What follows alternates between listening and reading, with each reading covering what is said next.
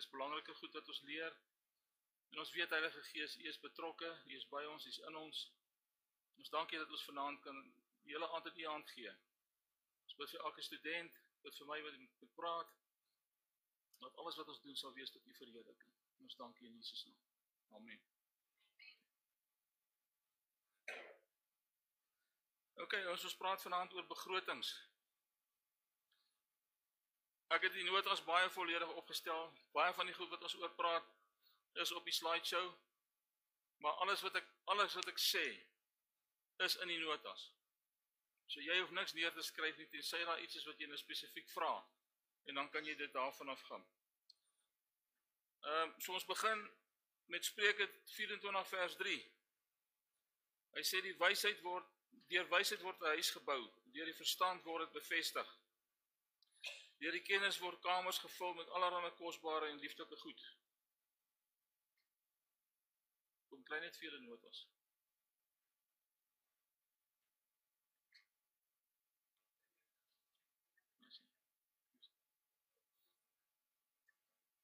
Hoekom is 'n begroting belangrik vir 'n Christen?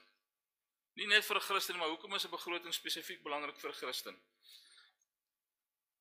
Ons moet goeie rentmeesters wees. As ons nie weet wat ons doen met ons geld nie, dan is ons nie goeie rentmeesters met dit wat die Here ons gegee het nie. Om 'n begroting op te stel en daarvoor ons te lees is die mees praktiese manier om 'n rentmeester te wees. Jy gaan sien teen die einde van die aand, kan ek net gou so vra, wie van julle het begrotings? Steek gou jou hand op. Nee, 4. 5. 5 van ons wat begrotings het hierso. Wat dalk 'n probleem kan wees. Nou, 'n definisie van 'n begroting is dis 'n basiese eenvoudige finansiële plan. Daar's baie verskillende tipe van begrotings wat ek in die notas noem. Ons gaan nie almal doen nie, maar dis basies 'n eenvoudige finansiële plan. En is 'n projeksie of 'n beraming van jou inkomste en jou uitgawes vir 'n sekere tydperk. Gewoonlik werk ou se begroting vir 'n maand. Jy weet wanneer kry jy geld, jy het inkomste en jy het uitgawes.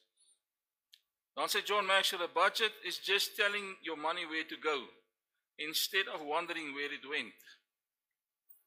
As jy nie begroting het nie, baie keer dan kom jy in die middel van die maand of jy by die 20ste, dan is die geld klaar, dan weet jy nie wat het jy dit voor uitgegee nie, nee. Wat is die voordele van 'n begroting?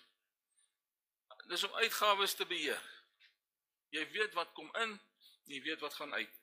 Dis om jou finansiële doelwit te bereik. Miskien het jy 'n spaardoelwit of iets anders, 'n skuld afbetaal. Dis om jou finansiële posisie te evalueer en om 'n ingeligte besluit te neem. So dis heel eenvoudig. So in hierdie lesing gaan ons kyk na Bybelse belangrikheid van begroting.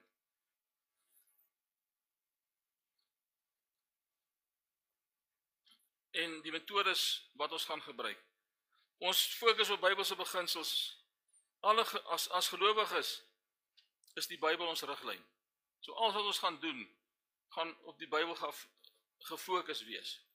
Ons finansiële besluite vorm deel van ons geestelike lewe. So wat ook al ons doen met geld, is deel van ons geestelike lewe.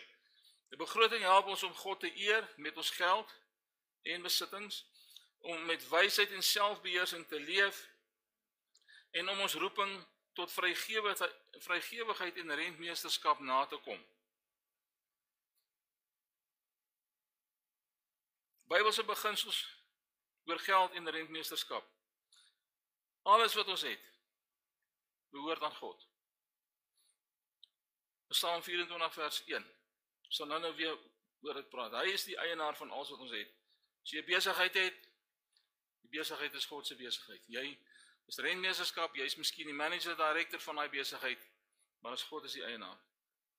Rentmeesterskap beteken dus dat ons God se belang op die hart dra in hoe ons geld hanteer. Ons vra gedurig vir onsself, hoe wil die ware eienaar van hierdie goed hê ek moet sy goed aanwend? Ek kan nie net uitgee soos ek wil nie. Ons word aangestel deur God as rentmeesters of bestuurders oor God se besittings. God se eienaarskap en ons verantwoordelikheid. Dit is belangrik, God se eienaarskap teenoor dit wat ons verantwoordelik is voor. In die antieke tyd was 'n rentmeester iemand wat as eienaar aangestel is om die eienaar se huishouding of besittings te bestuur. Die ryk mense het spesifiek iemand gehad wat hy aan kon stel wat hierdie goed vir hom kon hanteer. Jesus gebruik hierdie beeld in Lukas 12:42 wanneer hy vra, wie dink jy is die getroue en verstandige rentmeester wat die eienaar oor sy huismense sal aanstel. Die implikasie is dus duidelik. Vir elkeen aan wie gegee is, sal baie geëis word, sê Jesus in Lukas 12:48. So as jy baie het, gaan jy rekenskap gee van baie. Omdat God alles besit, sê die skrif, eer die Here uit jou goed en uit die eersteling van jou inkomste. Julle sal onthou in die begin van die jaar het ek 'n preek gedoen oor tiendes en ek het 'n preek gedoen oor rentmeesterskap. Miskien kan jy weer op YouTube gaan kyk, gaan luister hulle weer, miskien bring dit 'n bietjie ietsie vir jou terug. Met ander woorde, God is die eienaar en ons gee eerste vir hom. Of jy dit nou 'n tiende wil noem en of jy dit nou nie 'n tiende wil noem nie, jy sal sien in my preek sê ek persoonlik gee my eerste tiende. Van beide die besigheid en my persoonlikheid, my persoon. Die Bybel moedig ons aan om vrygewig te wees, om God te vertrou vir voorsiening. So, vrygewigheid is belangrik, dit is waartoe ons eintlik op pad is. As ek volgende week oor skuldvryheid gaan praat, sal ek jou die vraag vra, as jy kan dit dalk gaan doen as 'n eksperiment, as jy skuld het, gaan tel 'n bietjie die rente van daai skuld bymekaar. Dan bring jy dit volgende week saam, dan kyk jy, ek sal jou amper garantie, dat die rente is meer as die tiende wat jy eintlik voorstel is om te gee. So as jy kan skuldvry wees, kan jy vrygewig wees. Hebreërs 13 vers 5 waarsku, julle gedrag moet vry van geldgierigheid wees. Wees tevrede met wat julle het, want God het gesê, ek sal jou nooit begewe en jou nooit verlaat nie. Dis interessant dat daai skrifgie in konteks van geld gegee is. Hierdie verse herinner ons dat vergenoegdheid, dit is in Engels contentment, of tevredenheid en geloof in God se sorg ons moet kenmerk. Eerder as om 'n uitblusbare dors na geld te hê, na meer geld te hê.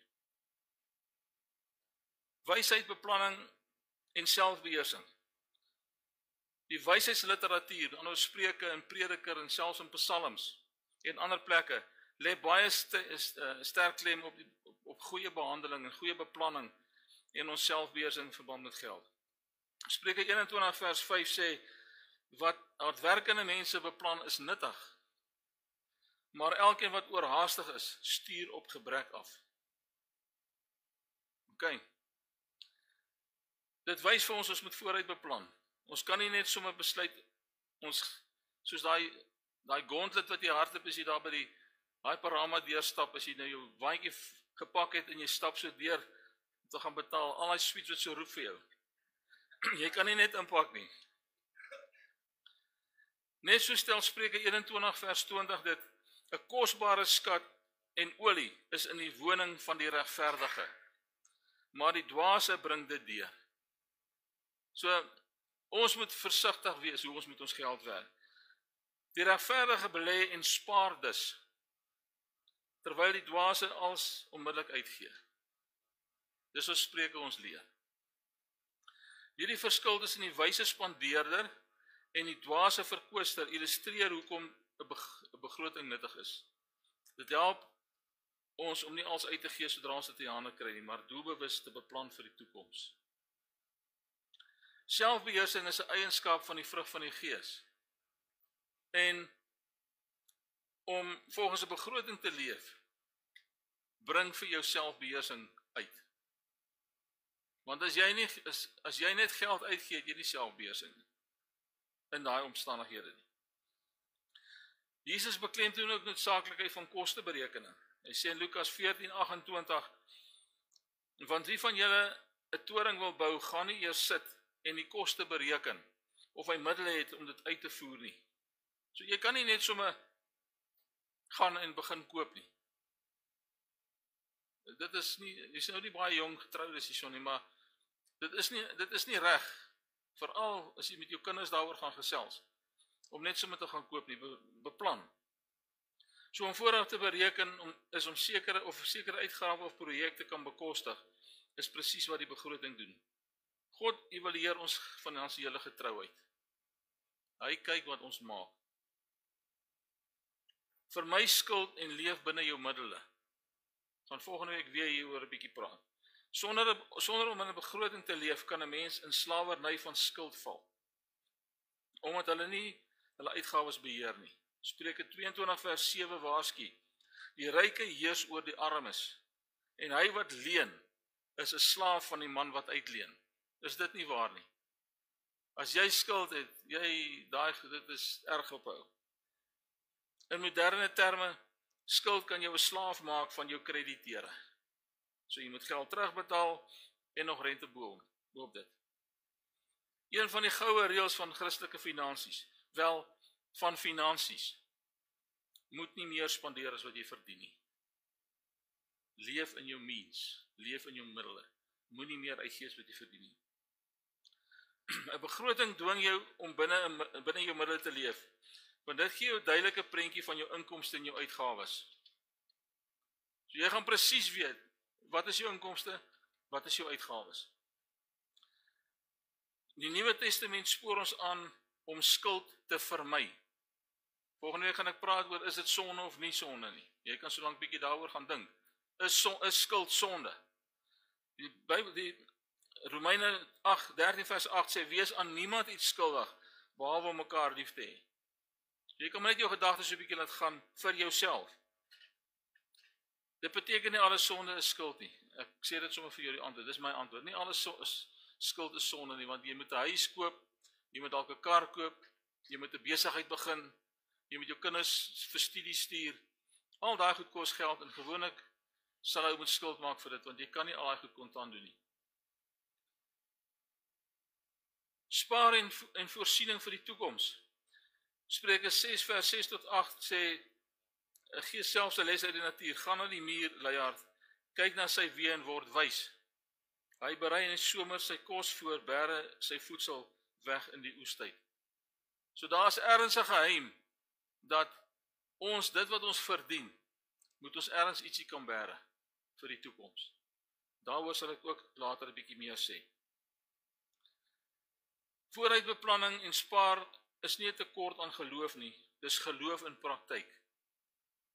Omdat ons erken, die lewe het onsekerheid en ons wil wys optree teenoor dit wat God ons gegee het.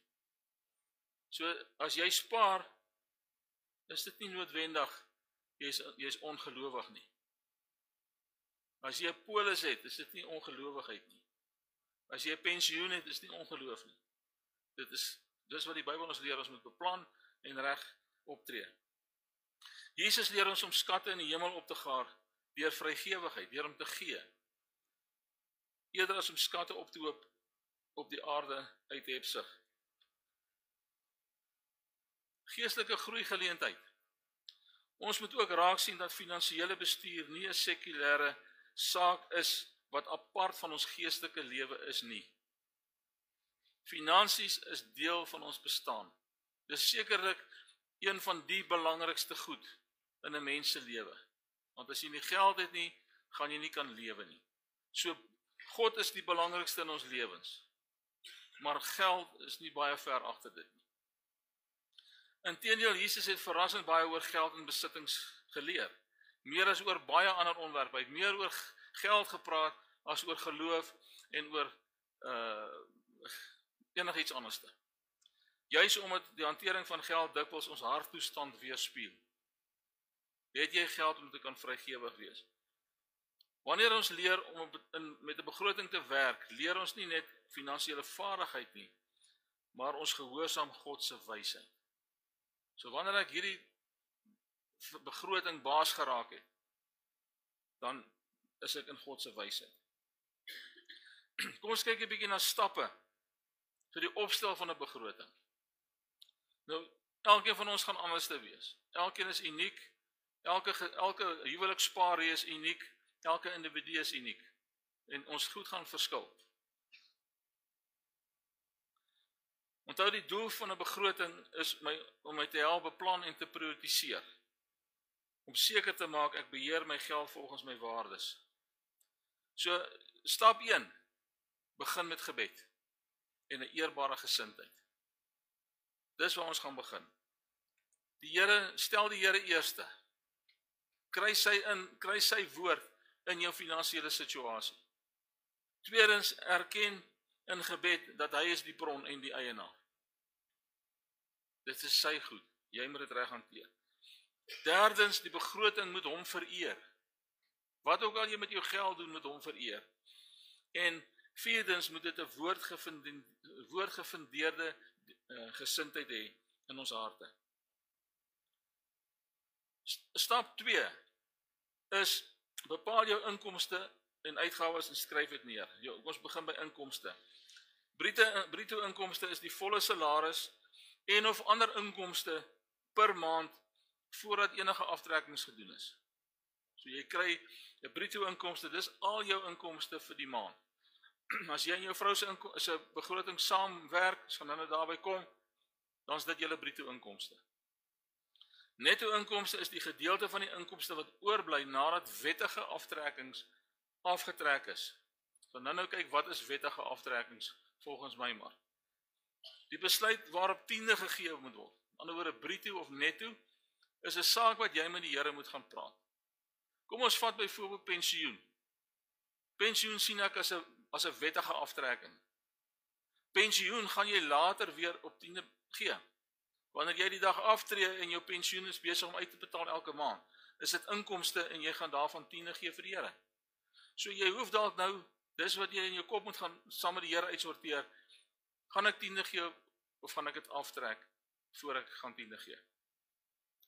Voorbeelde van inkomste, salaris na aftrekkings is netto, kantlyn inkomste, bykomende werk of vryskutwerk, kindertoelaag inkomste van huurmense, rente verdien of dividende verdien. En daar's ander goed ook. Moenie oorskat of potensiële geld wat dalk kan inkom insluit nie. Werk met wat jy verseker ontvang. As jy vir kommissie werk, is jy nie seker van daai spesifieke bedrag elke maand nie. Dan gaan werk jy, as jou inkomste wissel, 'n konservatiewe gemiddeld uit, of die minimum wat jy waarskynlik sal kry. Jy gaan nie en jy beplan vir royaal nie. Nommer 3 is, maak 'n lys van jou uitgawes. Hier is wat belangrik is, baie keer as ek saam met ouens sit, en hulle begrotings help uitwerk, en ek help hulle om my skuld uit te kom, dan is ouens skaam. Die belangrikste vir jou is, om al jou skuld op een bladsy te gaan skryf, en seker te maak, jy weet wat skuld jy, wat is uitstaande, wat is agterstallig, wat is die rentekoers, dit sal ons als volgende week oorgesels. Maar skryf alles neer. Daar's 3 tipes uitgawes. Jou wettige uitgawes, noodsaaklike uitgawes, en nie noodsaaklike uitgawes of diskresionêre uitgawes. Wettige uitgawes, inkomstebelasting, pay as you earn. Jy betaal elke maand belasting as jy salaris kry. Daai geld word afgetrek, dis deel van wettige uitgawes. Werkloosheidsversekeringsfonds of UIF, dis geld wat jy inbetaal, en wanneer jy die dag jou werk verloor, kan jy daai geld kry, en dan gaan jy daarop tiende gee. Pensioenfonds of aftrede anniteite, mediese fonds, lewensversekering of groepsversekering, lening afbetalings aan werkgewers. Jy leen dalk geld by jou werknemer of jou werkgewer en jy moet hom eers terugbetaal. Hierdie een is 'n bietjie dicey, vakbonde en professionele lidmaatskappe. So jy kan self gaan besluit. En dan SDL word deur jou werkgewer betaal, die Skills Development Levy word deur die werkgewer self betaal. So jy betaal dit nie. Noodsaaklike uitgawes. Nou hier kan 'n paar bykom wat ek dalk nou nie aangedink het nie. Maar ek het hier behuising, voedsel, vervoer, hulpprogramme, verpligte betalings en skuld, persoonlike benodighede, opvoeding en kindersorg, gesondheid, geestelik en verantwoordelik gee. Dit waarmee jy elke dag wat jy moet hê om te lewe. Dis noodsaaklik. Uiteet is nie noodsaaklik nie. Uiteet, ja, jammer om dit te hoor. Nie noodsaaklike uitgawes is dinge soos vermaak en ontspanning. Uiteet en kitskos, luukse klere en bykomstighede, vakansies en reise, inkopies en luuksehede, motor en lewenstyl opsies, persoonlike versorging. Jy kan self daar gaan sien wat is noodsaaklik. Diskriminasionêr beteken nie dis sleg nie, maar hierdie uitgawes is ook nie sondig of verkeerd nie. Dit is maar net nie die prioriteit in jou budget nie. As jy geld het en jy behoort aan 'n golfklub, by all means. Maar as jy in skuld is, sou ek persoonlik nie aan 'n golfklub gaan behoort nie. Ek sou daai geld vat en op my skuld liewes afbetaal. Hierdie uitgawes, ek het gesê, as jy in skuld is, jou spaardoelwitte wil bereik of finansiële vryheid wil hê, dan is die eerste plek waar jy moet sny, is dan hierdie tipe van nie noodsaaklike uitgawes. Nou beide noodsaaklike en nie noodsaaklike uitgawes word in twee hoofgroepe verdeel. Die vaste uitgawes en veranderlike uitgawes. Nou dink maar by jouself 'n bietjie aan vaste uitgawes. Dis goed soos tiendes. Jy kry 'n sekere salaris as jy nou nie op kommissie werk nie en jy besluit jy gee R100 tiende. Dan bly dit vas. Jy spaar geld of jy betaal skuld terug. Jou huis of huurpaaiement. Jou motorpaaiement, skoolgeld. Dit kan dalk ook 'n bietjie verander.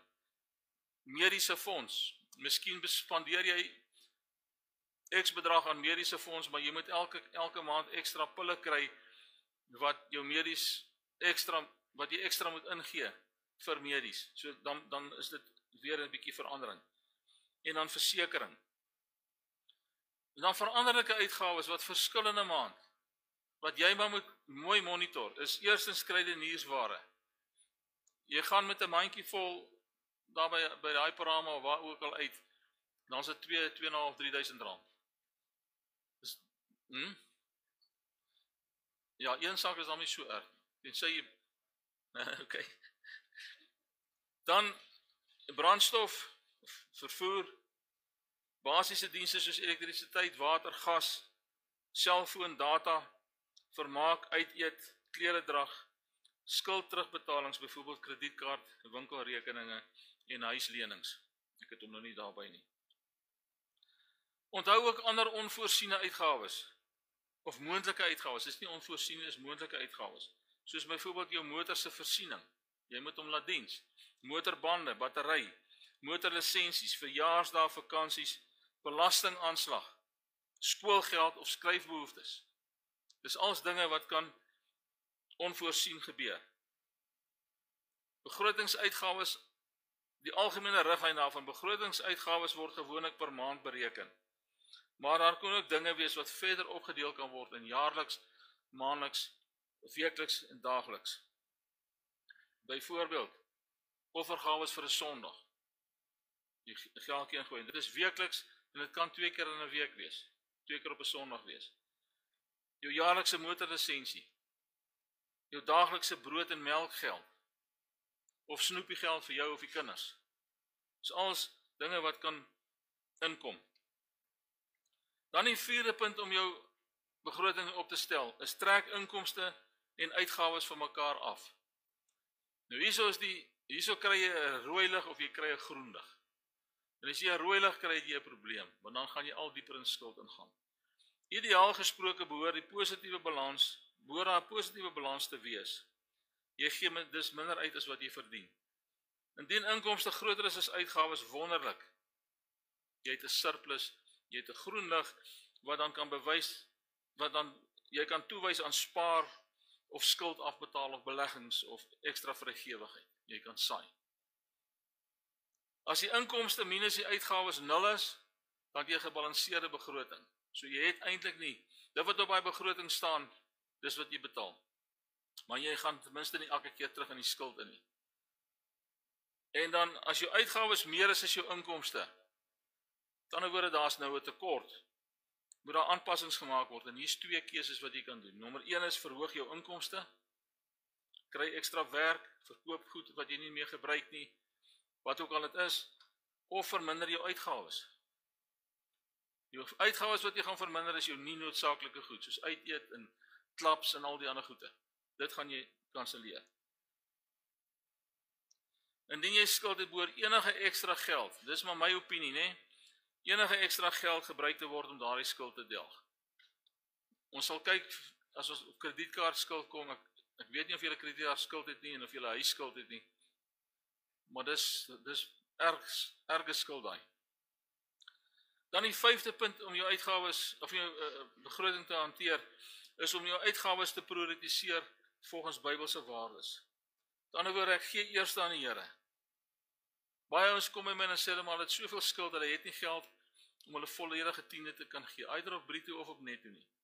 Dan sê ek, weet jy wat, gee iets vir die Here, begin iets gee. Al is dit dan nie jou volle tiende nie, gee R100, en begin die Here vertrou om meer te kan hê. Spaar vir noodgevalle. Baie ouens gebruik hulle geld. Hy kry 'n ding terug van 'n bedrag terug van SARS af, R2000. In plaas van om daai R2000 op 'n kredietkaart af te betaal, vat hy R2000 en hy gaan gee dit uit. Dus spaar vir noodgevalle. Kry vir jou liewerste 'n noodgeval. Noodsaaklike lewenskoste. Byvoorbeeld kos, behuising, huur, klere en so aan. En dan kyk na skuld terugbetalings. Ons kyk ook na sekondêre behoeftes, soos vermaak, uiteet, geskenke, vakansies. Ons het daaroor gesels. Inkomste minus uitgawe is 'n oorskot of 'n tekort. Dit word weer gebruik om te besluit, gaan jy kan spaar, hoeveel kan jy afbetaal op jou skuld, en hoeveel gaan jy kan belê en spaar. Ek sê altyd, om te spaar, is ook om jou goed op te pas. Baie keer sien ek ouens kry goed, dan het hulle nie 'n saak met daai goed nie. Besparing is ook spaar, want jy gaan daai ding oppas, jy gaan dit nie weer hoef te betaal nie, maar hy gaan lank hou. Ons kyk na metodes om jou begroting by te hou. Met ander woorde, wat kan jy doen elke maand in die week? Wat kan jy doen om jou begroting te monitor? Jy kan 'n koevertstelsel gebruik. Ons gaan nou oor hom in detail praat. Jy kan 'n Excel sigblad gebruik, spreadsheet. Jy kan 'n begrotingsjoernaal gebruik, 'n notaboek, maak 'n lys van die goed. Of jy kan 'n foon-app gebruik.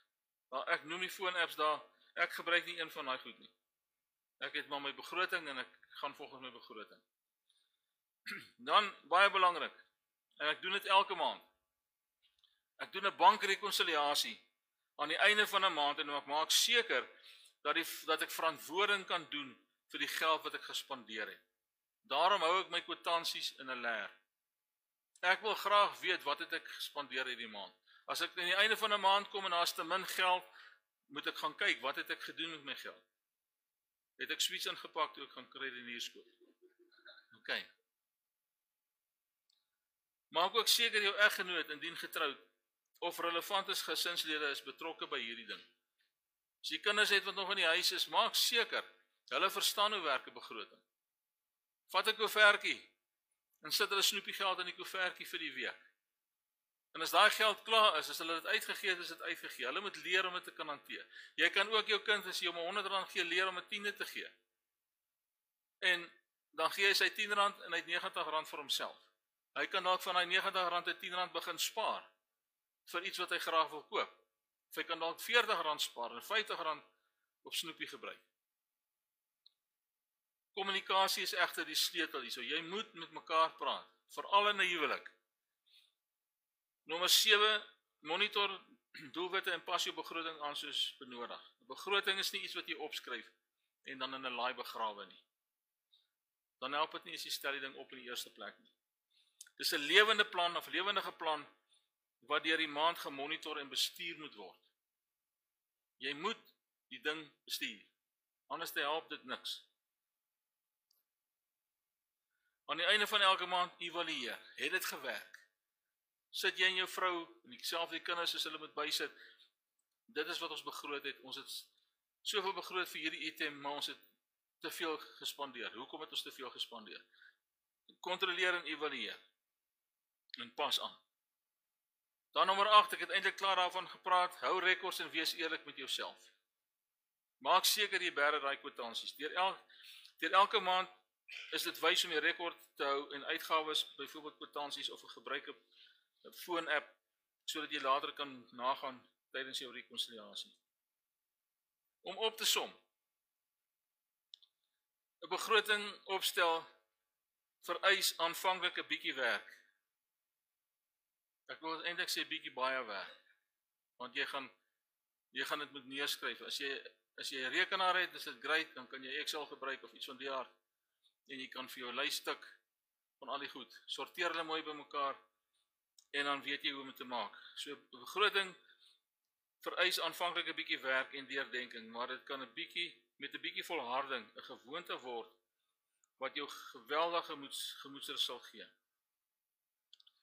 Dis soos 'n draad wat jy om jou skapie span. Die wolf kan nie inkom en jou skape te kom vang nie. Dis wat 'n begroting vir jou doen. Dit hou jou goed veilig. Nou daar's nie net een manier om te begroot nie, soos ek nou gesê. Daar's verskillende maniere. Ek gebruik 'n kombinasie van hierdie goed. So die eerste wat ons nou gaan kyk, of kom ek noem hulle net eers vir jou, die 6 wat ek noem, maar daar's nog ander ook. Die eerste een is 'n tradisionele begroting of 'n lineêre begroting. Die tweede is 'n nul gebaseerde begroting. Dan kry ons 'n 20-80 begroting. Ons kry 'n prioriteitsgebaseerde begroting, 'n persentasie 50-30-20 metode en ons kry 'n koevertstelsel. Nou, as ons na die tradisionele begroting kyk, dis wat ek meeste van die tyd gebruik. 'n Tradisionele begroting skryf ek al my goed op 'n lys. Hoe werk dit? Jy lys al jou verwagte inkomste en uitgawes volgens kategorieë. Byvoorbeeld kos, vervoer, behuising, medies ensovoorts in 'n eenvoudige tabel. Maar as ek jou kan raad gee, sorteer die goed bymekaar. Ek gaan nou vir jou 'n voorbeeld wys. Wat is die voordeel van so 'n lineêre begroting? Dis goed vir 'n eenvoudige behuising of 'n huishouding, sorry. Dit gee 'n duidelike beeld van geldvloei. Dis maklik op Excel en papierformaat. Is jy okay? Pla hulle jou. Nadele, dis nie 'n baie strategiese metode nie. Jy moet baie aan hom verander. As jy dit nie op Excel doen nie, en jy moet heeltyd die ding gaan oorskryf, dan nader as die ding bekrap en dan sit nie baie lekker nie. So hy's nie baie strategies nie, maar hy fokus net op inkomste en uitgawes. Hy's nie regtig gemik om afbetaling van skuld in die klasgoed nie. Dit hou nie rekening met veranderende behoeftes nie en dit kan tekort aan langtermyn beplanning hê. Daar's 'n voorbeeld. Hy's 'n bietjie klein, ek weet nie of julle sal kan sien daar nie, maar hy's in jou notas. So jy sal sien ek het inkomste vir man en vrou. In sommige gevalle is daar dalk 'n kind wat werk en wat bydra in die huishouding, dan kan dit bykom. So daar's salarisse en ander inkomstes. Daar's uitgawes. Jy sal sien ek begin met lofoffers en tiendes ensovoorts eerste, want ek gee eerste vir die Here. Dan spaargeld. Ek probeer ten minste die slim ouens sê jy moet ten minste 3 maande se geld in die bank hê. Nou dis 'n tolorder. Voor ek 3 maande se geld in die bank het, sal ek kyk of ek 'n noodgeval daar kan hê as ek deur 'n pothol gaan en ek skryf 'n band af en ek moet R2000 vir 'n band betaal, dat ek dit kan hê om dit te kontant betaal, dat ek nie 'n kredietkaart hoef te vat en die band te gaan betaal nie. So om te spaar is my belangrik. Om skuld terug te betaal is my nog belangriker. Dit help nie jy sit met R10.000 in die bank vir 'n spaarfonds, maar jy het 'n klomp skuld nie. Vat liewers dat daai geld, hou 'n noodgeval agter van R1.000 of R2.000, vat die ander R8.000 en betaal dit op jou kredietkaart af. Dan kry jy nuusware, motor en huisassuransie, lewenspolis, pensioen, daar gaan hy, die hele lys deur. Goed, 'n nulgebaseerde begroting.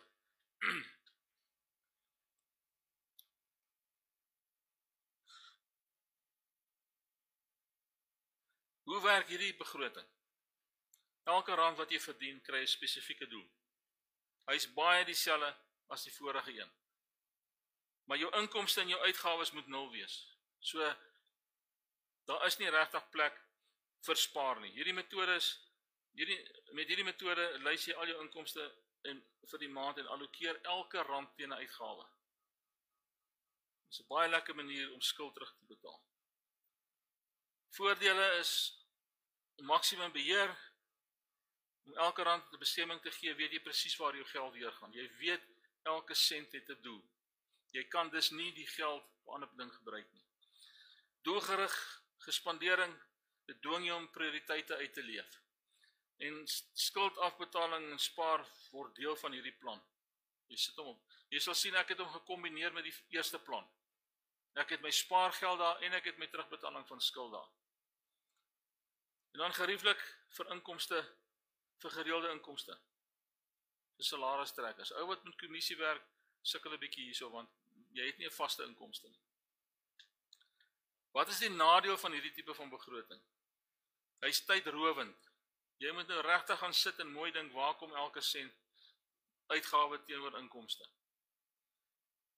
Onvoorsiene uitgawes, as jy nie voorsiening maak vir ongereelde uitgawes nie, byvoorbeeld 'n motor se band wat bars, gaan jy sukkel om hom te kan betaal uit jou begroting uit. Aanpassing van ongereelde inkomste en potensiaal beperkend. So, sommige mense voel dat elke sent rigied is en dit beperk hom. Jy kan self gaan besluit. Soos ek sê, ek gebruik 'n kombinasie van die twee, eintlik van die 3. Ek het hier 'n skrifgie wat nie op die bord is nie, maar ek het hom nou aangehaal, waar Jesus sê, want wie van julle wat 'n toring wil bou, gaan nie eers sit en die koste bereken, of hy die middel het om dit uit te voer nie. So, beplan. Dan die derde tipe begroting wat ons nou kyk, is die 20-80 begroting. 20% van jou begroting sit jy eenkant. Dis tiendes en offergawes en spaargeld. Jy spaar 10%, jy gee 10% vir die Here se werk. En die ander 80%, eerste deel daarvan dink ek, is belangrik vir skuld, en daarna gaan jy met jou prioriteite af. Dan oor jy spaar 20%, 10% tiende, 10% spaar vir 'n noodfonds. Ek sê daar ook afbetaling van skuld. Die voordele, jy fokus op hierdie manier, op skuld en op spaar. En is eenvoudig en doeltreffend. As jy jou begroting gaan opstel het, soos my begroting net nog gelyk het, is 'n kombinasie, jy kan dit duidelik sien. Daar staan tiendes en offergawes, dan staan daar noodfonds en dan staan daar skuld. Spreuke 13 vers 11, rykdom wat sommer so verkry word, verminder maklik. Maar bietjie vir bietjie, wie bietjie vir bietjie bymekaar maak, word ryk. As jy bietjie vir bietjie, as jy gou wil ryk word, as jy besigheid het, praat spesifiek met as jy besigheid het.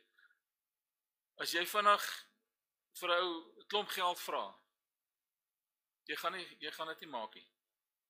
Bietjie vir bietjie maak jou ryk. Kalm wees, rustig wees. Ek sê altyd pay it forward. Nou was mos 'n fliek oor pay it forward.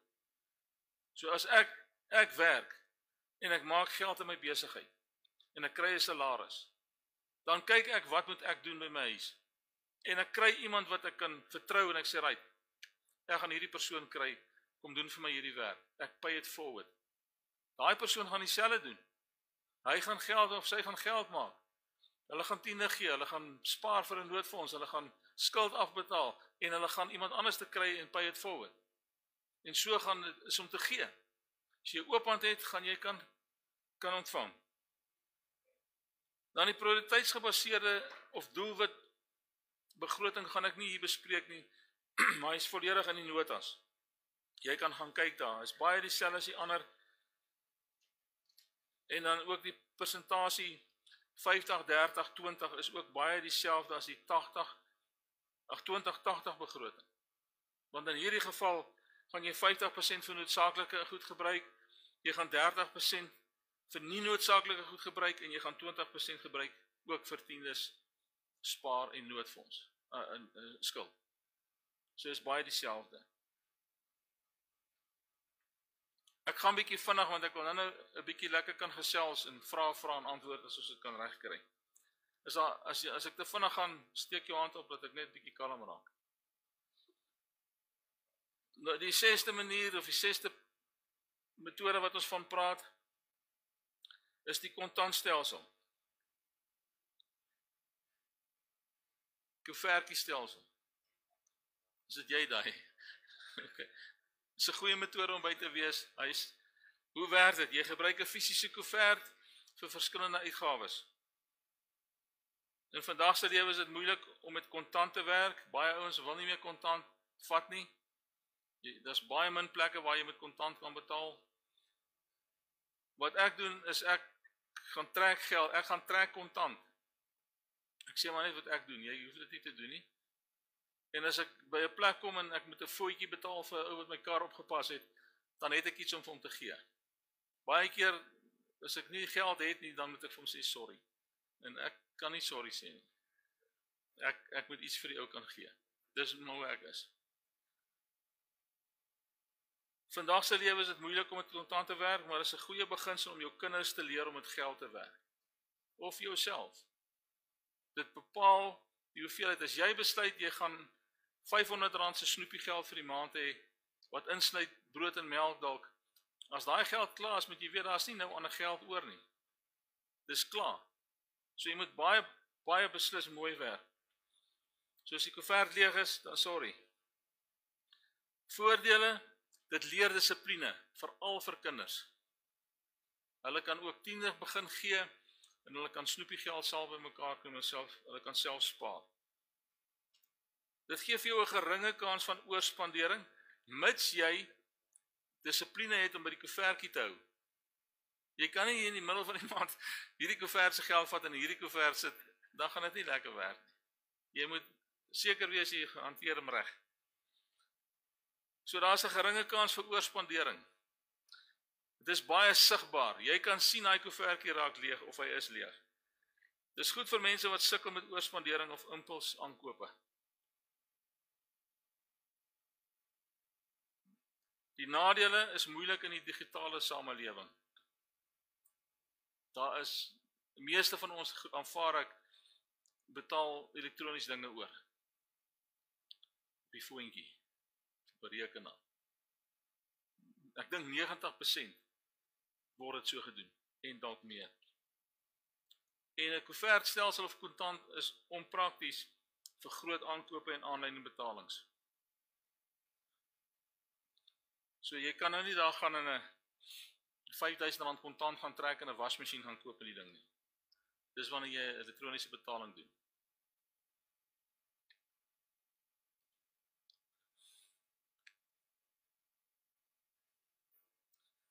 Nou soos ek gesê het, elke metode het sy sterkpunte en sy swakpunte. Daar's nadele en voordele vir elkeen van die goed. Ek kombineer, so ek sê daar sommige mense kombineer benaderings.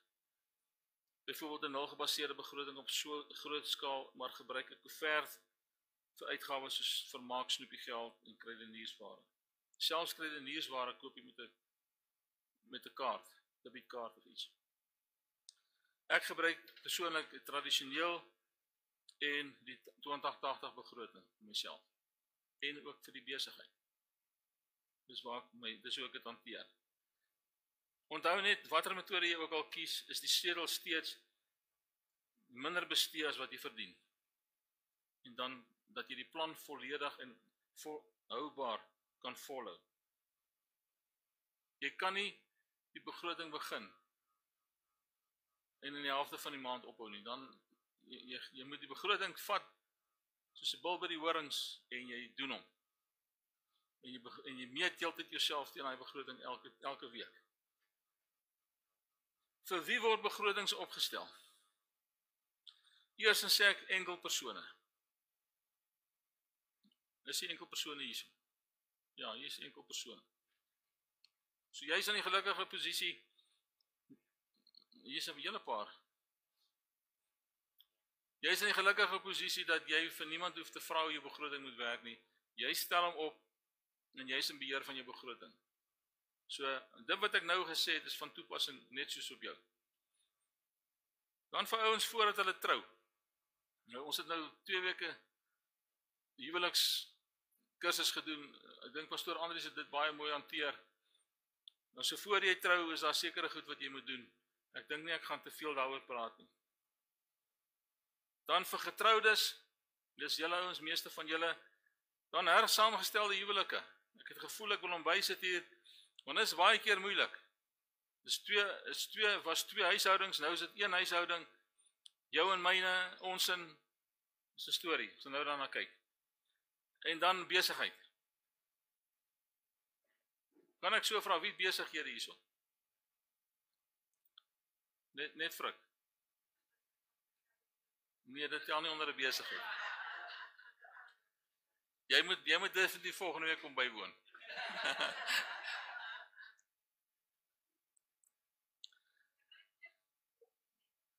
Ek gaan vir hom jy tips gee.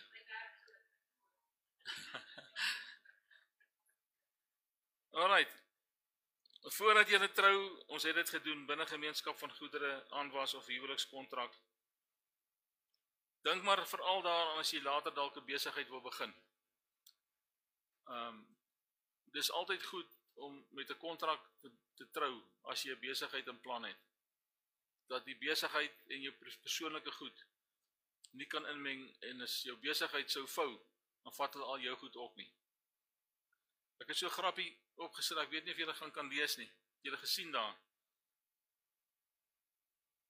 Dis vir my altyd 'n punt in 'n ou se huwelik is dit gebeur.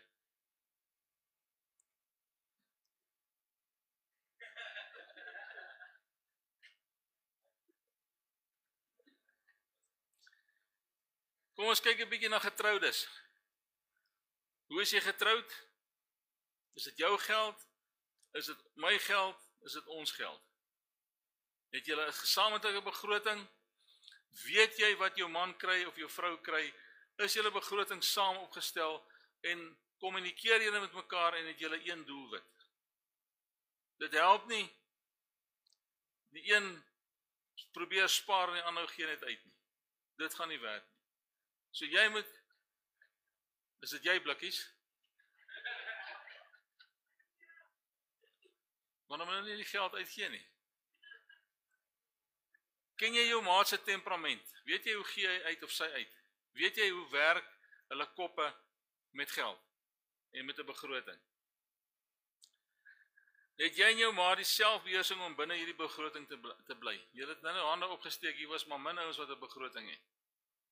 Het jy die selfvertroue en die dissipline om te sê, maar ek gaan hierdie begroting byhou. Ek gaan so werk.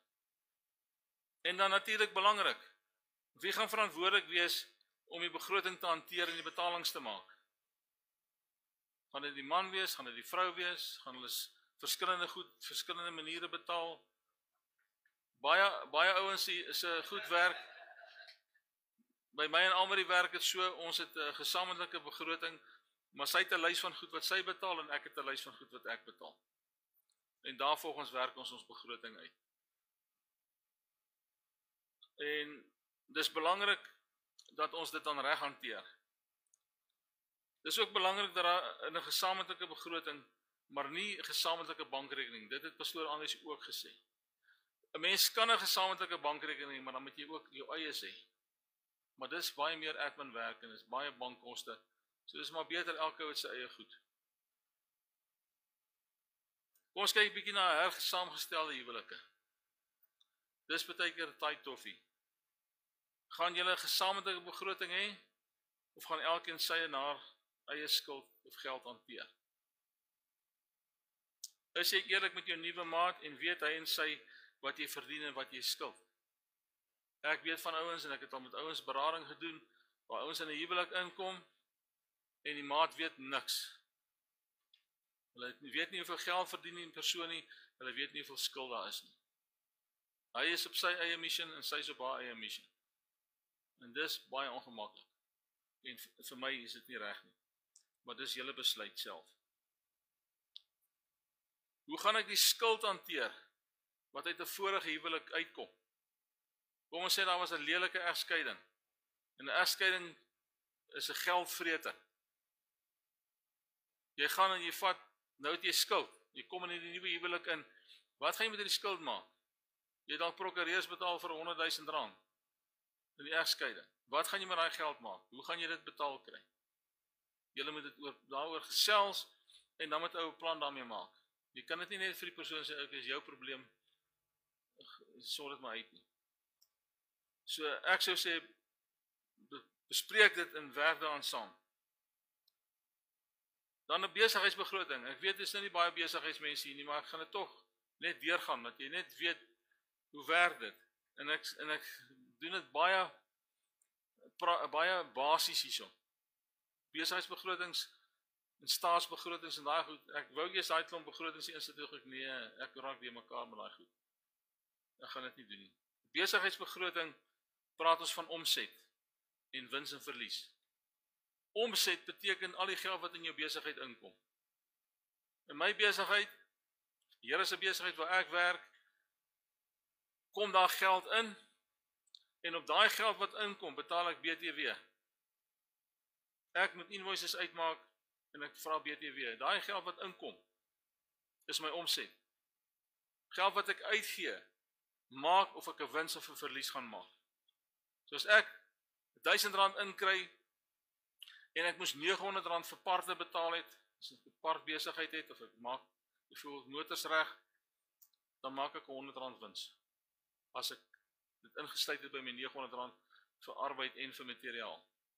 In my geval waar ons opleiding doen, stuur ek mense uit vir opleiding. Dit kos my die persoon se salaris, dit kos my reis en verblyf. Dit kos my die handleidings wat ek moet maak, die tolpaaie wat moet betaal word. So as ek R1000 vra vir my kliënt en al my goed kos R900, dan maak ek R100 wins. So as ek R1100 uitgee, dan maak ek verlies. En dit wil ek nie hê nie, want dan gaan ek my besigheid nie kan behou nie. Ek dink ek het daai goed al gesê. Besig, almal die kan maar verbygaan daar. Daai en ook, daar sy. Wat se tipe besighede kry jy ou? Ek het nou al klaar een genoem. Jy maak motors reg, jy weet nou hoe werk myne, ek doen opleiding, ons doen ook verkope van stelsels, sagteware stelsels. So koop en verkoop is deel van my besigheid, maar ook dienslewering. Ek lewer 'n diens. Ek gaan gee opleiding. Daar's ander besighede wat byvoorbeeld meubels maak. Ek dink dis 'n baie moeilike besigheid om te wees. Want jy moet gaan hout koop. Miskien as jy weet wat jy doen, ek weet nie wat ek daar gaan doen nie, maar miskien daai ou weet wat hy doen. So hy koop hout en hy koop materiaal en hy koop sy masjinerie en hy doen sy houtwerk en daarvan moet hy 'n wins verklaar. Nou, hoe werk so ou se tiende? Kan ek nou as ek kom ons sê ek het R5000 uitgegee. Ek sal die sweetie kry.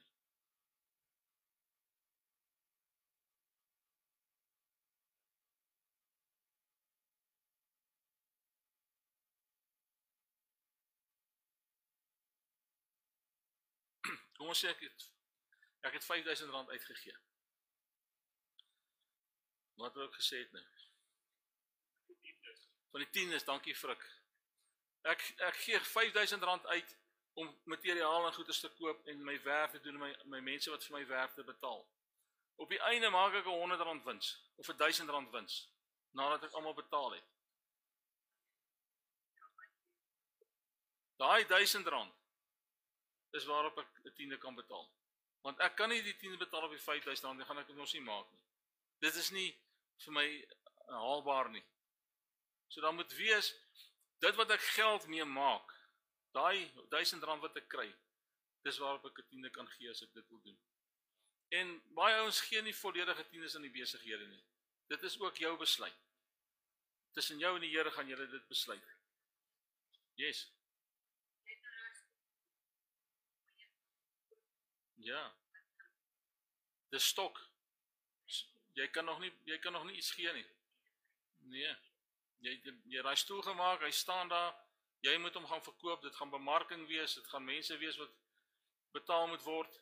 So eers wanneer jy daai stoel verkoop en jy bepaal sy wins, dan kan jy sê okay, ek gaan ietsie gee. Maar voor daai tyd is dit moeilik.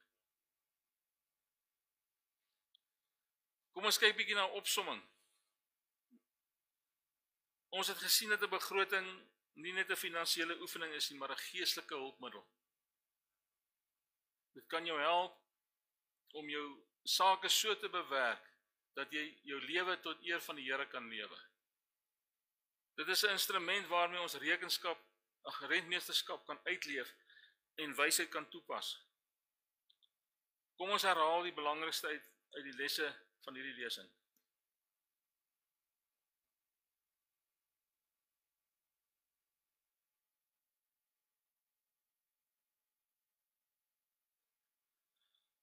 Hallo julle. Nou kan ons jou werk gee. Ek tog hier's op verlof.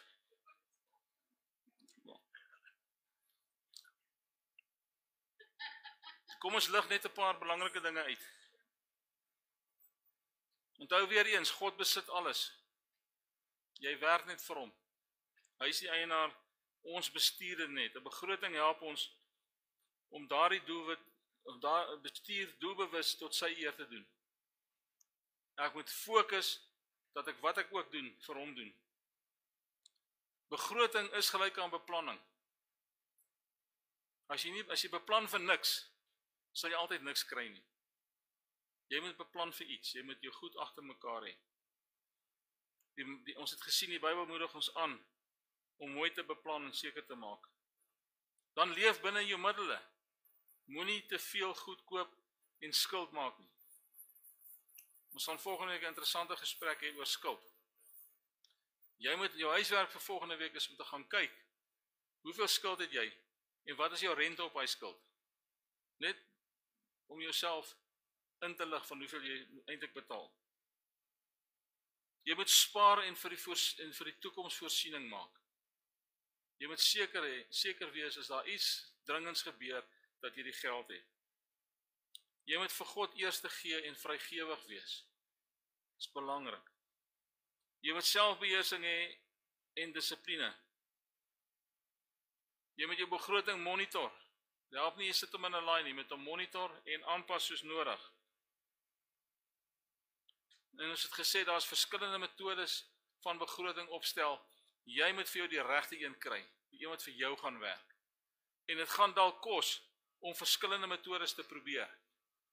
En agter te kom, hierdie ene werk nie vir my lekker nie. So dit gaan 'n bietjie van 'n moeite wees om op die regte ding uit te kom. Die uiteinde is dat die lewe onder beheer van God gesentreerde begroting vir jou vryheid en vrede gee. Ek weet nie wie van julle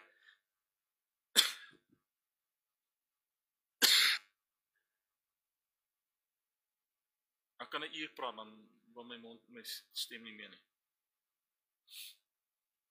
Onthou Jesus se woorde, jy kan nie God en mammon dien nie. Dit is belangrik.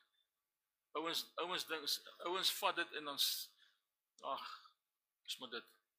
Maar dis nie waarheid. Jy kan nie God en mammon dien nie.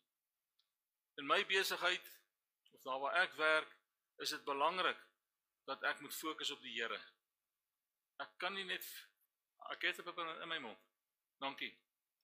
Maar hy werk te stadig. Ek praat te vinnig.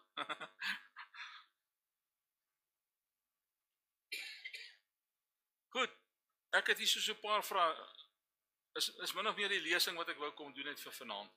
Ek het 'n paar vrae hier en ek wil hê jy moet net fokus op die antwoord vir jouself. Die eerste vraag wat ek wil vra is nie op die ding is nie. Is watter rol speel begroting in 'n Christelike rentmeesterskap? Vir jouself nou. Watter rol speel rentmeesterskap of 'n begroting in jou rentmeesterskap vir die Here? Iemand ietsie daaroor sê dalk. Moenie skaam wees nie.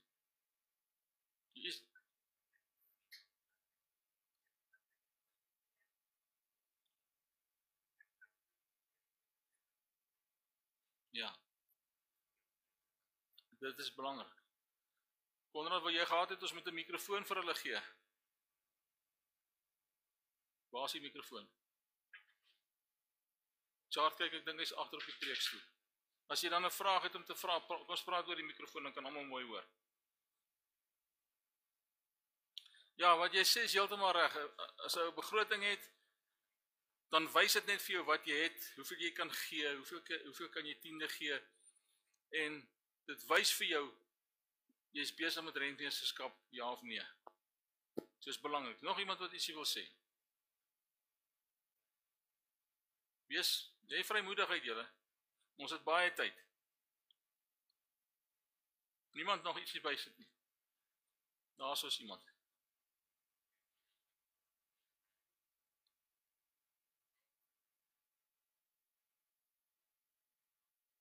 Het jy aangesit, Konrad? Ek wil nou maar net sê namens ons almal dankie vir Konrad. Ek sien nou net heen en weer aan haar huis. Dankie Konrad. Okay, daar sê.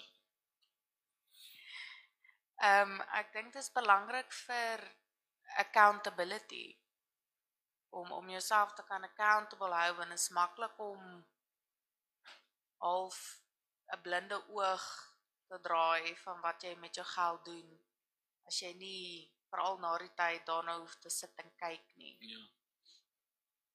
Hoe meer geld jy het, hoe moeiliker word dit. Want soos hy sê, accountability. Jy moet seker wees dat dit wat jy daar doen met jou geld. As jy min het, is dit dalk makliker, want dan weet jy dit gaan vir presies daai goed. Maar as jy begin uit skuld uitkom, dan het jy meer geld om te kan gee. Nie net op jouself nie. Jy kan op jouself natuurlik spandeer, maar dan het jy meer om te kan gee. Nog iemand? Jy vir frikkie so? Ek dink is een ding as jy jou eie geld sake behandel of hanteer, en as jy op 'n skoolraad sit of so iets in die werk met ander mense se geld, dan moet jy oppas wat jy doen. Absoluut. En waar ons hier sit, is ons besig om met die Here se goed te werk. En dit is hoe dit hanteer moet word. Dit is nie ons goed nie. Ja. Dit moet reg hanteer. Ja. Dit is baie belangrik wat jy daar sê.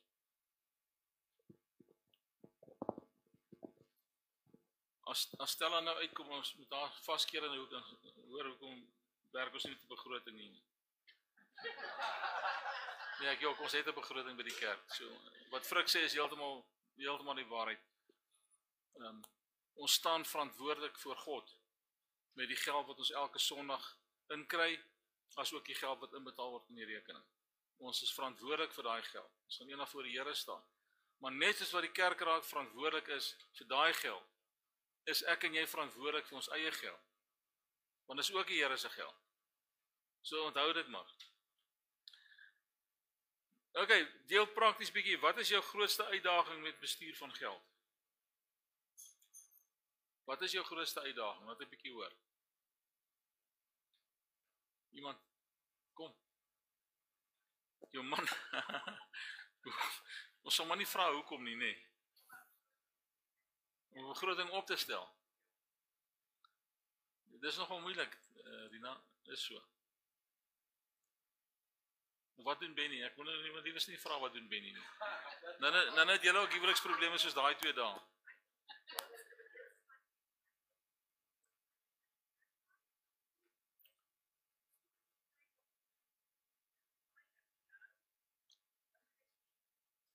Ja, hy moet julle moet saamwerk.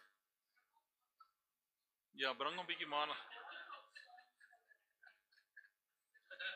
Nog iemand? Daar sal gee vir Anneke daar agter. Dankie, Charles.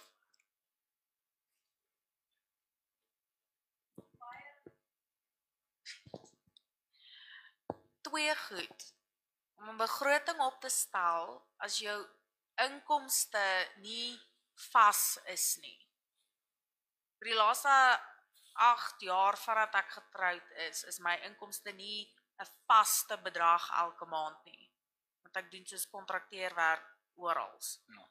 So dit is baie moeilik. En dan nommer 2 is om by jou budget begroting te hou as daar die hele tyd onverwagse uitgawes kom. op al twee daai goed is dit 'n probleem. As jy nie presies weet hoeveel geld inkom nie, dan hoe moet jy weet hoe om dit te hanteer? Hoeveel getiende gaan jy gee?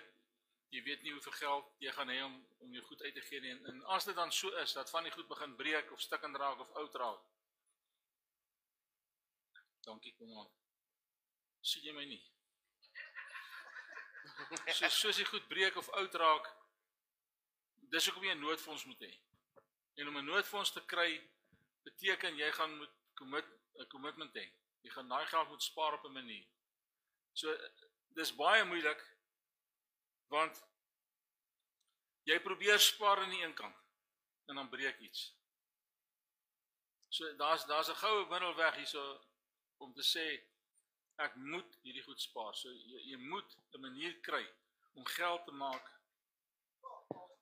Stella, het ons gemeente 'n budget? Ek loop op. Mama Stella.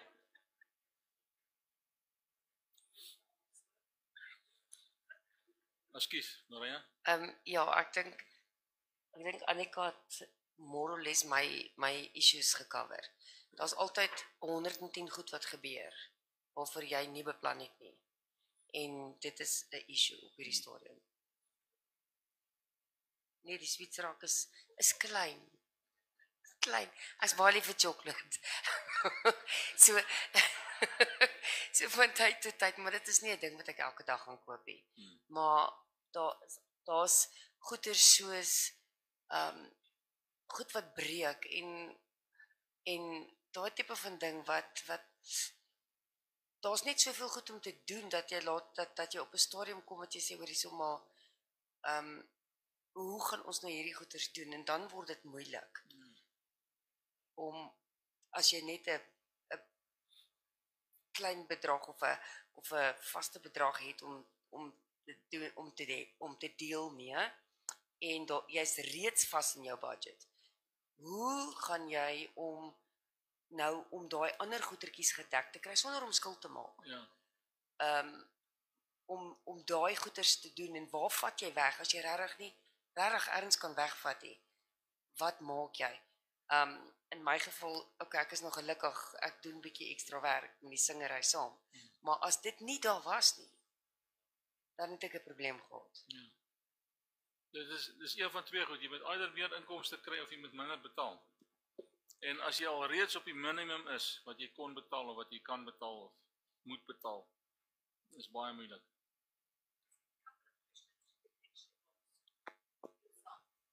Do you need it? Do you want it? Is it necessary? Ja. Daai 3 woorde is baie belangrik. En as jy daai 3 kan kom en sê ek het dit so nodig, dan koop jy hom. Maar jy gaan kyk vir die beste prys ook. En daar's altyd iets wat jy kan afknyp om 'n budget te maak werk. There is always something. You might have bought that extra chocolate. You might have bought a present that you couldn't have afforded. You could have made something. Klein dingetjies waar 'n mens jy kan dit laat werk. That was my 5-cent word. Jy raaf 'n vrug net asseblief.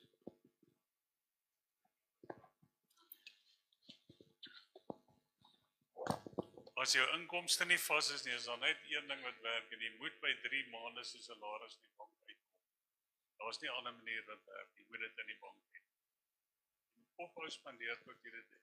Ja. Daar's nie 'n ander manier. En dis nie maklik nie. Marina, dis nie maklik nie. Om uit skuld te kom, ons sal volgende week nou mooi kyk. Om uit skuld te kom is nie maklik nie. Om by 'n plek te kom waar jy genoeg het om te kan gee as jy sien iemand het nie kos nie. En vir daai ou brood en 'n melk te koop. Om daar te kom is nie maklik nie. Maar ons het 'n God wat kan alles doen. So ons praat oor 'n budget, maar ons praat ook oor dit wat ons dis die Here se goed. Hy gee ons die geld in die mens om te kan lewe. En ons kan hom vertrou dat die goed nie breek nie. Ons kan ons 10de begin gee, al is dit dan net R100. Begin bo in jou budget se 10des en offergawes. Punt. En al moet jy dan vir 'n dag net een ete eet, maar betaal daai geld. Gee daai geld en vertrou die Here. Is ernstig, ek dink is in Hosea. Nee, dit is nie Hosea, ek kan nie onthou, waar hy sê hy praat die profeet met die volk en hy sê, julle dit wat julle doen is soos geld, is soos water wat deur die vingers glip. So dis soos geld is. Geld is nie 'n vaste ding nie, dis soos water wat deur jou vingers glip. En as jy nie tiende gee nie, dan het jy niks om op te bou nie. As jy begin tiende gee, kan jy die Here regtig vertrou en sê, Here, ek wil graag tiende begin gee. En 'n mens betaal nie 'n tiende nie, jy gee die tiende. So as ek begin tiende gee, al is dit dan net R100, begin die Here vertrou. Daar's baie mense wat ek in die laaste ruk gehelp het en gesê het, okay, jy kan dalk nie 'n volle tiende gee nie, maar begin met R100 of begin met R1000 of wat ook al jou behoefte of jou budget is. Nog iemand?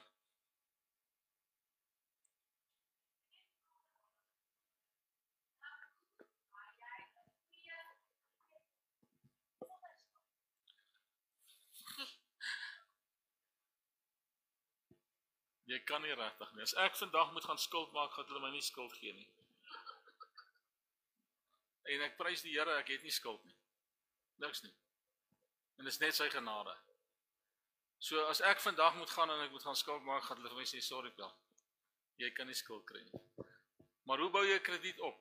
As jy byt vas en jy betaal daai kredietkaarte klaar. Ons gaan volgende week mooi kyk hoe gaan ons daai goed. Ons gaan twee goed baie ernstig na kyk volgende week. Is eerstens kredietkaartskuld wat ek so spes haat en dan jou huislening. Wat ouens dink dis maar oké. As jy R1 miljoen leen vir 'n huis, betaal jy amper R3 miljoen terug. Dis baie geld. En dieselfde werk met die kredietkaarte. Kredietkaarte se rente is nog meer as wat huislening is. Kredietkaarte kan tot by 20% gaan en nog meer. So Anneke, dis moeilik om dit reg te kan kry. Maar dit gaan oor vertroue in die Here. Jy gaan moet dit 'n gebedssaak maak en jy gaan moet van daai goed begin nee sê voor. Soos Kerlie gesê het, as jy dit nie nodig het nie, dan doen dit. Koop ietsie en maak 'n geskenkie vir iemand in plaas van om te gaan koop. Ons kinders vir vandag, kleinkinders, my kinders het so baie speelgoed. Ek wil eintlik nie meer vir hulle iets koop nie. Ek spaar liewer die geld vir hulle. Want ek kan 'n ou speelgoed vat en net toedraai en vir hulle gee, dan dink hulle dis oké. Hulle weet nie van beter nie. Tja. Pastoor, om daarby terug te kom, ek dink die realiteit is in die vandag is lewenskoste raak al hoe duurder. En dit is iets wat ons ongelukkig aan die oë staar en wat ons in die oë vuis vorentoe. Niks raak goedkoper nie. So salaris bly dieselfde, maar alles word duurder. So jy's nie werklik volgens inflasie, volgens pryse wat styg en alles wat opgaan in die lewe wat jy kan sê jy breek werklik ook equal tot waar jy moet wees aan die einde van die dag nie. En weet jy wat is awesome? Die Here sit nie sy tiende op nie. Sy tiende is van die Bybelse tyd af nog steeds dieselfde. Dis 'n tiende. 10% van wat jy inkry, gee jy vir die Here. En as jy nou R1000 'n maand kry, dan gee jy 100. As jy 10.000 kry, dan gee jy 1000. As jy 100.000 kry, gee jy 10.000. As jy nie met die R100 begin nie, sal jy dit nooit regkry met die R10.000 te doen nie. Hoor wat ek jou vandag sê.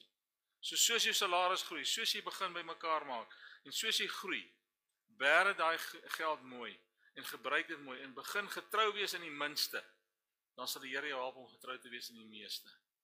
En ons weet, die lewenskoste gaan op, maar God se budget is dieselfde. Die is nog altyd daar. Die volgende vraagie, kyk na jou huidige bestedingsplan. Stel jou nou voor wat jy gebruik. Watter prioriteite blyk 'n werklikheid, behoort eintlik werklikheid bo aan te wees? Byvoorbeeld gaan 'n groot deel na ontspanning. Ons het nou 'n bietjie gehoor van julle budgets. Ek weet nie wat is op jou budget nie. Miskien moet jy jou budget gaan opstel, Rina. Gaan maak 'n commitment en skryf neer. En kyk waarvoor gebruik jy die geld. Dit gaan dalk 'n eye-opener wees vir jou. Die ouens wat wel begrotings opstel, watter metode gebruik julle? Dis gou hoor. Excel. Ook Excel. Op pen en papier.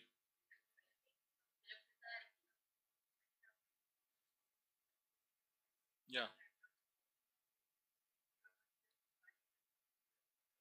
Ja. Pen en papier is nie sleg nie, ons het almal met pen en papier gewerk voor die rekenaars daar was. Maar die beginsel wat ek wil by uitkom is, watter tipe van begroting gebruik jy? Gebruik jy 'n lineêre begroting? Gebruik jy 'n begroting 2080? Wat Frik daar gesê het, is uiters belangrik. Jy moet ten minste, al is dit dan nie 3 maande nie, kry 'n maand se salaris in die bank. En poog daarna om by 3 maande uit te kom. Die gemeente poog om by 3 maande uit te kom. Ek kan dit vir julle sê. Ons is nie daar nie, maar ons mik soontoe. Ons vertrou die Here om daar te kom. Ons gaan nou byvoorbeeld die riool moet vervang van daar agteraf reg voor tot in die straat. Dit gaan 'n hele paar duisend rand kos. So ons vertrou die Here, die bietjie wat ons nou opgespaar het en noodfonds gemaak het, dis presies waarvoor dit gebruik gaan word. Daai noodfonds is die riool wat moet reggemaak word. Ons kan nie langer so sukkel met die riool nie. Alright.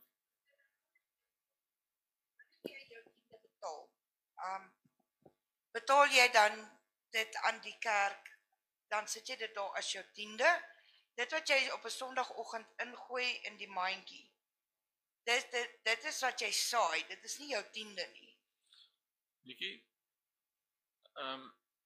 hoe sal ek dit sê? Daar's ouens wat sê jy moet jou 10de gee en dan dit wat jy ekstra gee, dis waarop die Here jou seën. Ek is nie ou wat so glo nie. As jy gee met 'n regte hart, met 'n goeie gesindheid, blymoedig. Maak nie saak wat jy gee nie, die Here gaan jou daarop seën. En as jy, kom ons vir argumente onthou, jy kry R1000. R1000 se 10de is R100. As jy R100 gee, elektronies oorbetaal sê net maar vir die gemeente, dan het jy jou 10de gegee. As jy dan nog steeds ekstra geld het, dis vrygewigheid. As jy dan in die Sondag hier kom en jy kan 'n R10 ingooi, great. Dis ekstra. Maar as jy dit nie het nie, gee dan nie Sondag nie. Gee jou 10de en that's it. So dan, dit wat jy inbetaal, sit jy dan daar as jou 10de? Ja. Of los jy dit Jy net? sit daar as jou 10de. Jy sit daar as jou 10de. Die naam wat jy daar kan skryf is Nikkie, 10de. Jy hoef nie eens jou naam te sit as jy nie wil nie. Ek sê net maar Nikkie, 10de. Daar's ouens wat dit wel doen, hulle sit hulle name by met hulle geld, ander ouens sê net 10de. Dis vir jou om te besluit. Ons vertrou net die Here, as ons jou naam sien, dan bid ons vir jou.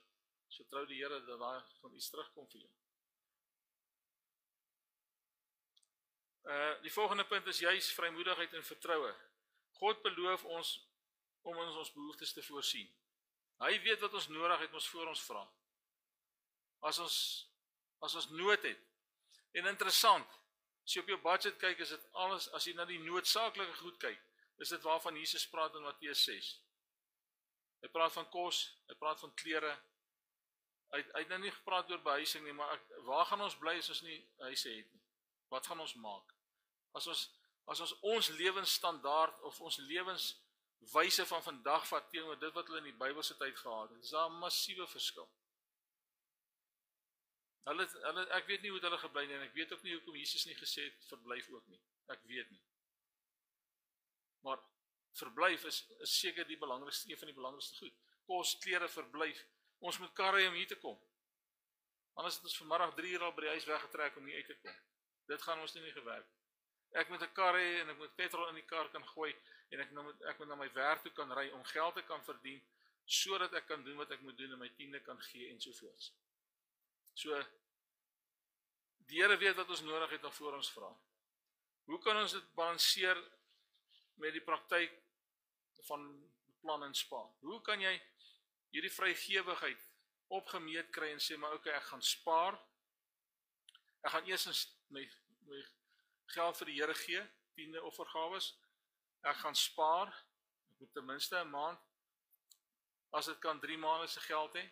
Ek moet my skuld terugbetaal. Dan moet ek my noodsaaklike goed kan betaal. Maak nie saak as ek nie kan gaan uit eet nie, dan eet ek nie uit nie. Dan koop ek 'n brood met botter. As ek nie geld het vir jam nie, dan eet ek maar brood en botter. Ek is nou ernstig, jy las jy my. Vra maar vir Almarie wat het ek en sy gedoen. Ons het gaan bottels terug ingee om geld te kry om kos te koop. Is ek reg, Almarie? Ek het haar ingestuur want ek was te skaam met die bottels. Maar dis wat ons gedoen het. Ons het bottels gevat, gaan ingee, ons het geld gekry, deposito's gekry vir daai bottels en dan het ons brood en melk gekoop. So mens kom met hierdie goed aan. 'n Mens weet hoe werk die goed.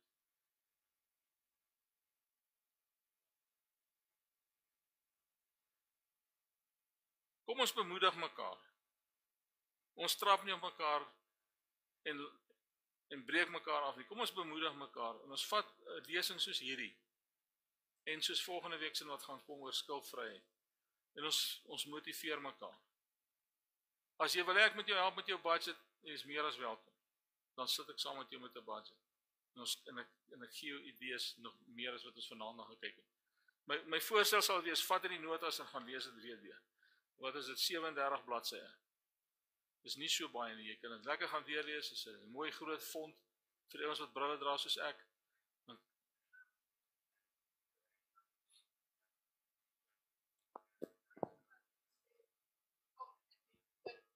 Transaksie wat jy doen, alles,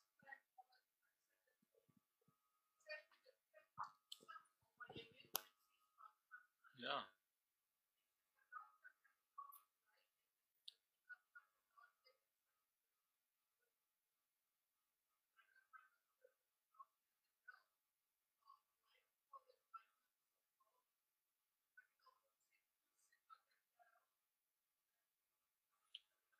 Julle is meer as welkom, ek sal saam met julle sit, praat met julle mans. Is nie dat ek nou wil uitvind hoeveel geld julle kry of wat is die storie nie, maar ek is bereid om saam met julle sit as julle sou wou.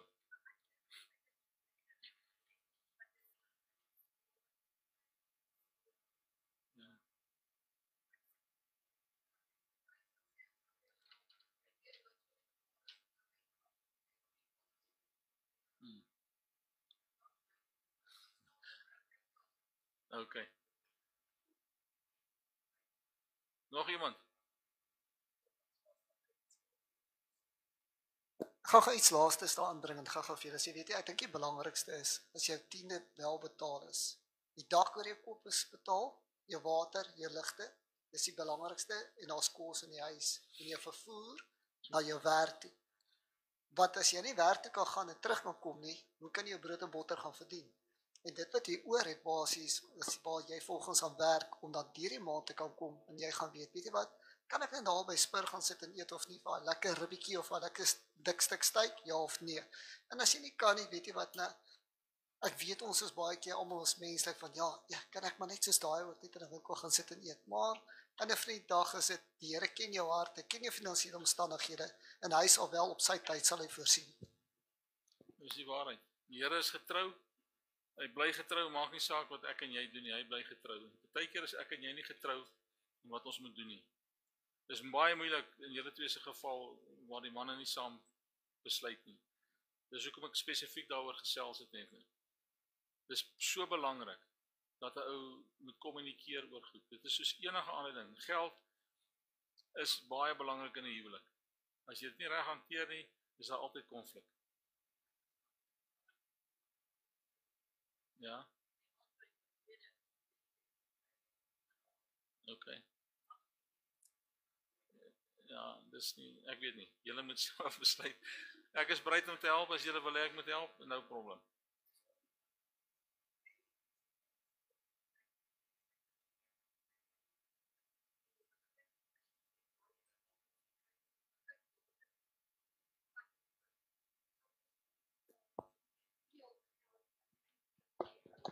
Spandeer aan jou local kafees en so aan. Dis belangrik om 'n begroting te hê en dan is dit nog belangriker om te kyk wat se skuld jy het en dit te nail. Daai skuld moet af. Ek en almal ek weet wat ons van praat. Soos ek sê, ons het bottels ingegee om brood en melk te koop en ons het vasgebyt met ons skuld. En ons het die Here vertrou. Toe ek tot bekering gekom het, ek praat nie graag oor myself nie, maar kom ek sê net dit. Toe ek op bekering gekom het, was ek aan die brand vir die Here. En ek het een van die eerste goed wat ek geleer het, met hierdie nuwe, ek was in die gereformeerde kerk, en toe ek in die Pinkster instap, een van die eerste goed wat hulle vir my gesê het is, jy moet jou 10de gee, anders beroof jy die Here. Sjoe, ok, hoe gaan ek my 10de gegee kry? Ek het goed moes kanseleer, ek en sy. Ons moes goed kanseleer op ons budget, om 10de kant te begin gee. En ek het die Here vertrou, ons het gebid oor ons 10des, en die Here het ons gehelp. Die Here was ons genadig. En vandag het ek dit wat ek gekanseleer het destyds, het ek dit weer terug op my budget. Maar ek het nie meer skuld nie. Die Here het ons gehelp met dit. Ek gee hom die eer daarvoor. Dis great. Ek sluit af met die laaste skrifgie, Lukas 16 vers 10. Die Here sê hierso, wie getrou is, wie in die kleinste getrou is, sal ook in die grootste getrou wees. Gaan luister weer na die preek van rentmeesterskap. Wat ek praat spesifiek oor Lukas 16, van die onregverdige bestuurder, waar die Here dan sê, maar jy het my goed nie reg hanteer nie. Jy moet rekenskap gee. So gaan luister weer na daai preek. Dit is 'n eye-opener. Miskien gaan jy dit beter verstaan na vanaand. So gaan luister daai preek en gaan lees jou notas weer 'n keer weer. Dit gaan werk. Ok, enige ander vrae? Enige ander opmerkings? Ek hoop jy het ietsie geleer. Dit help nie jy het dit gehoor nie, jy moet dit nou doen. That's it. Daar's no two ways about it, jy moet dit gaan doen. As jy dit nie doen nie, dan het vanaand niks vir jou gehelp nie. Ok, en as jy wil, dan kan ek help. Ek hoef nie al die detail te hê nie, maar ek kan help as jy wil ek moet help. Praat maar net met my daaroor. Nog iemand? Tja, terwyl jy nou die mikrofoon het en so baie wil praat, sluit vir ons af asseblief.